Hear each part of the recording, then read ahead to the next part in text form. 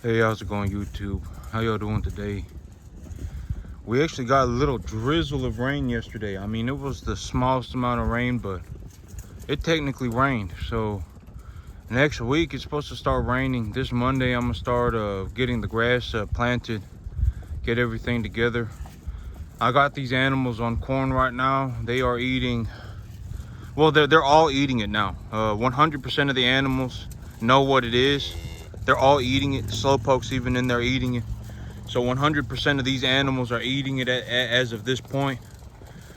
When I really run the numbers on this corn, the corn is actually cheaper than the hay, because this hay right here, this soybean hay, I pay $100.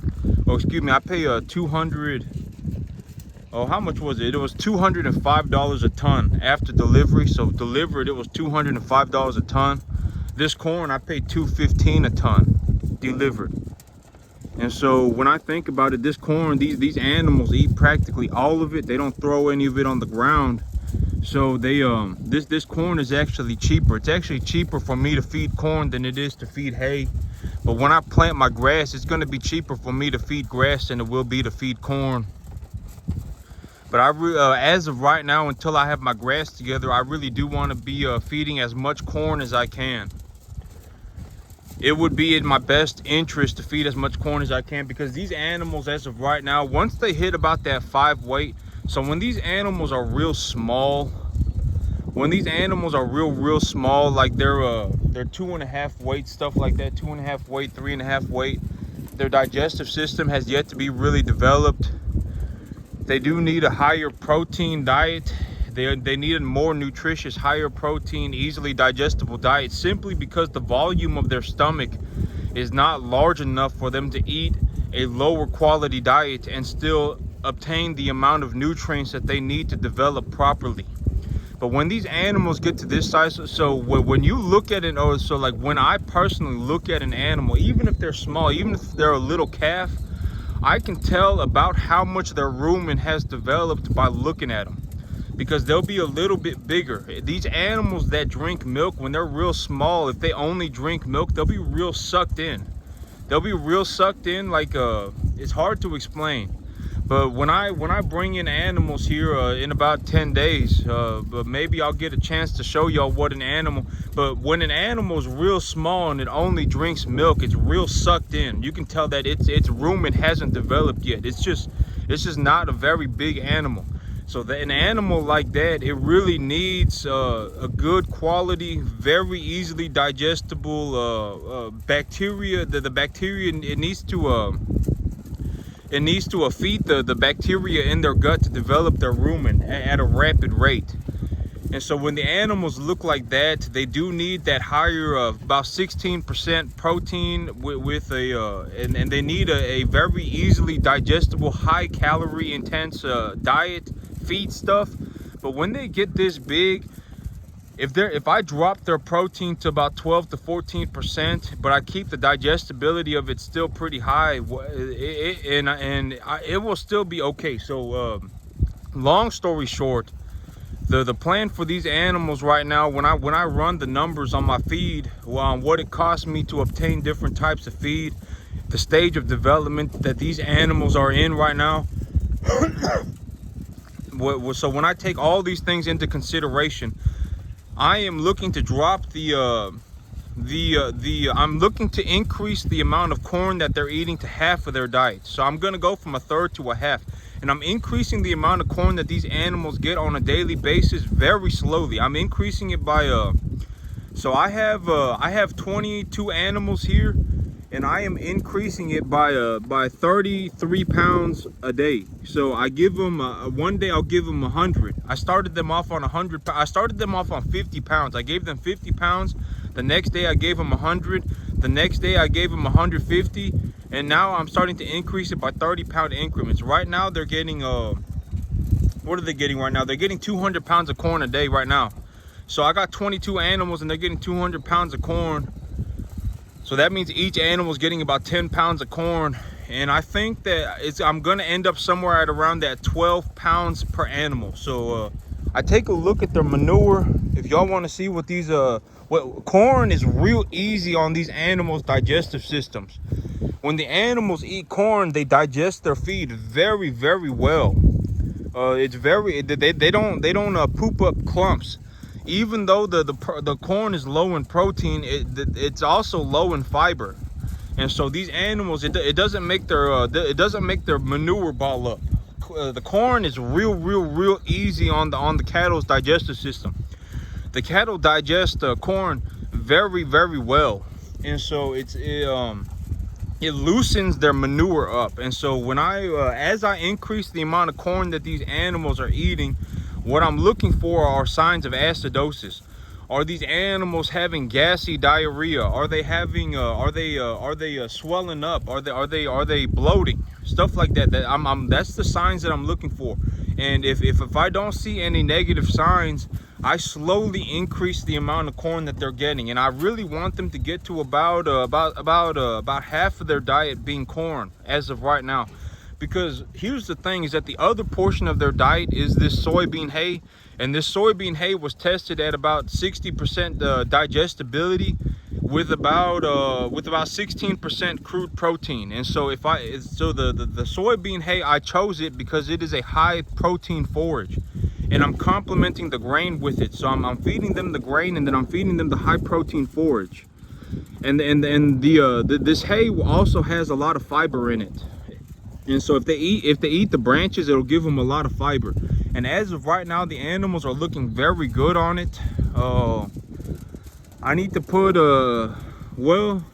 so when I look at an animal, right? When I look at an animal, like this is a small frame heifer, but there are different frame sizes, right? This is a small frame heifer.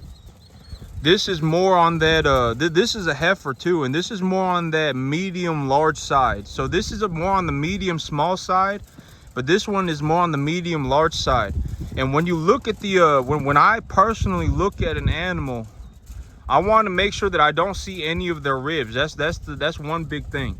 But also you see that space between their gut and the floor and the ground. There's a pretty good space there. So this animal right here can put on some more conditioning, and I don't even have to worry about it going too fleshy. So the thing is that I want to keep these animals at a medium flesh. I don't want them getting real fat, but I don't want them being skinny either. Because if they're real skinny, I mean, it's better to just feed them. Because if you feed them and they put on some more weight, you'll make more money. I mean, you may as well feed them, because if you put that weight on them, you're gonna make more money. And so, like these animals, I look at the space between the gut and the ground, and that's an indicator of how tall their back legs are. So you see how this animal is just a little bit of a bigger animal.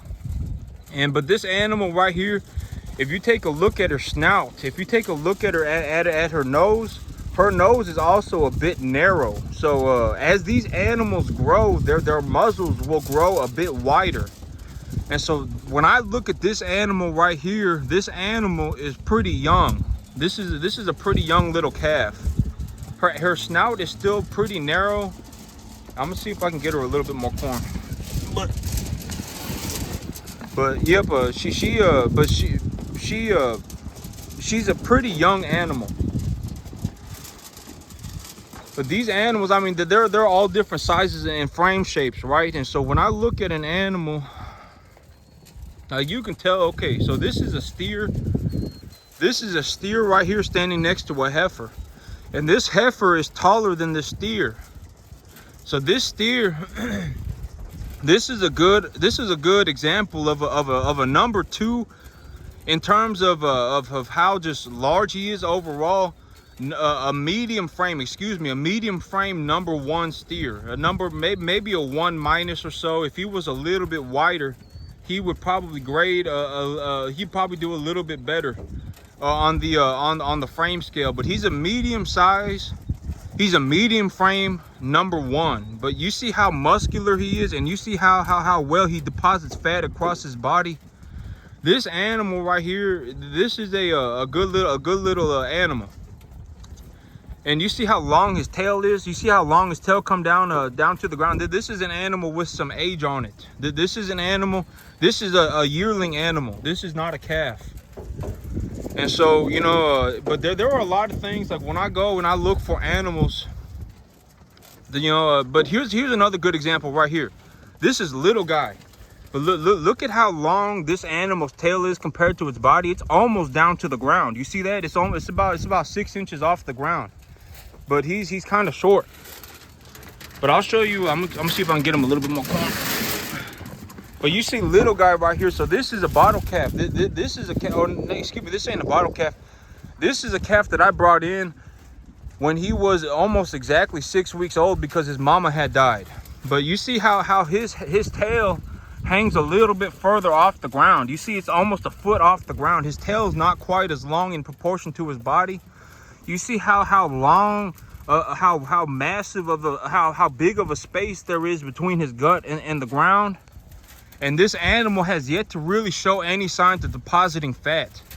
So these animals, they need to hit a certain stage in their development to start depositing fat. These animals, they have to live to age. There's a lot to do with age. There are some animals that genetically will deposit fat earlier, but a lot of these animals, they have to hit a certain age. Well, personally, I like to see animals that deposit fat a little bit later, because if the animals start like this animal right here, you can tell that this animal kind of started depositing fat, but I mean, you know, it's this animal right here, he has yet to really deposit any fat. And when I look at his rear end, I know I say this pretty frequently, but when I look at his rear end, he doesn't have that bump on his rear end, that fat bump on his rear end. He's not skinny. You know, when I rub his back, I can't feel his spine, but he doesn't have that fat bump on his butt. And you know, I mean, this animal's not skinny, but he genetically is obviously just an animal that's going to deposit fat a little bit later. But this is going to be a very big animal.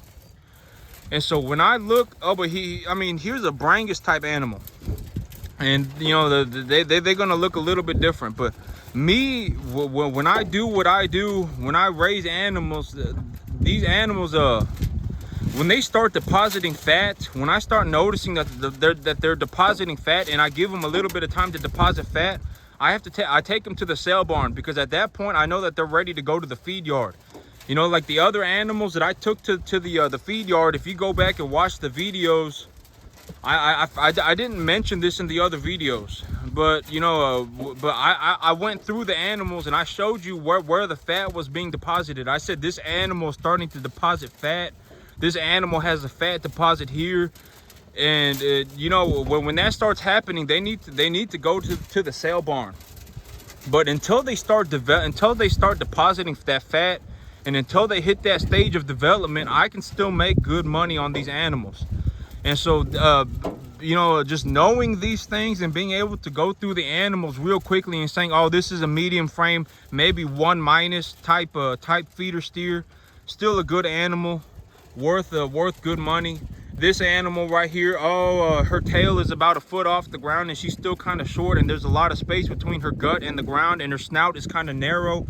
She's probably pretty young. She's still probably a calf, maybe just now a yearling. I mean, you can do these things very rapidly. Just go through the animals real quick, and if you can handle your animals, just walk up to them and feel the body. I mean, if you feel their rear end right here, you and you can see it too. You don't have to put your hands on the animal, but you can see it too. They should have fat deposits in certain areas. If they're depositing fat, you know, it's probably a good time to take them to the sale barn. If they're a large animal and they're starting to deposit fat, it's probably a good time to take them to the sale barn, unless you want to be in the cattle finishing business, and that's what you want to do. But I mean, you can go through these animals real quickly and look at them one by one real fast. And like this is a pretty large frame animal, but these Brahman type cattle, they tend to have some larger frames. If animals get crossbred, like a Brangus type animal, if they get crossbred with these Brahmans, they tend to have very large frames for whatever reason. I don't know why. But beef masters, like if I was going to raise an animal for straight size, like I was going to raise animals and say I'm raising animals because this animal's huge, I would raise Beefmaster cattle, and that's a Texas special. The Beefmaster cattle was created here in Texas, but they are just huge animals. I mean, I don't know what it is about them, but they just grow. I mean, they have massive frames. But yep, but like when I go through these animals, I can go through them one by one real quick. I mean, it don't take me but 5 seconds. Oh, this is a large frame number 1 minus, maybe a large frame number 2. But that's the thing, is that they these Brahman cattle, they don't tend to have they may be tall, but then they're not very like muscular. These Brahmins, they're very large, but they're kind of like lanky, I guess is another way to put it. But I can go through these animals real quick. You know, large frame number 2 right here. That would be my guess. Large frame number 2. This animal right here, large frame number 2. Maybe dock it a little bit because it is a dairy cross animal. This is a Jersey, but these animals, they're known for producing very high quality meat. This animal right here, a medium frame number 1 minus. This animal right here, a medium large frame, maybe a number 1 minus. This animal right here, large frame number 1. I mean, you can go through these animals real quickly, and even at the sale barn, when these animals are out on the ring, you can do it. I mean, it only takes 2-3 seconds, but you just got to get a good look at the calf and say, oh, this is a number 1, or this is a large frame number 1, or this is a medium frame number 1. And you can do that very rapidly, as long as you know what you're doing. And so, yep, I mean, it just is what it is. But that's it for me today, YouTube. Y'all have a good one.